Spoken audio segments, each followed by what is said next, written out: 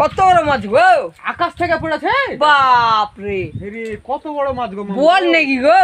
বোয়াল বোয়াল বোয়াল বোয়াল মাছ আকাশ থেকে পড়েছে, এত বড় মাছ।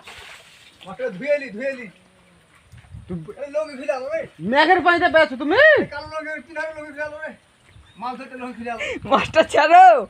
ধরো ধরো ধরো ধরো মাছটা ধরো। ওই বললে যাবে, বললে যাবে। পালাবে না, কম পয়সা ধুয়েছি, এই চাপড়া ধরো। কম পয়সা ধুয়েছি। মেঘের পানিতে এত বড় মাছ পড়েছে গো, ফাঁকা মাঠে গো। এটা কঠিন ব্যাপার গো মামু গো। এটা বাঁকুড়া জেলা, এই সময় মেঘ হয় ধান লাগালে রে।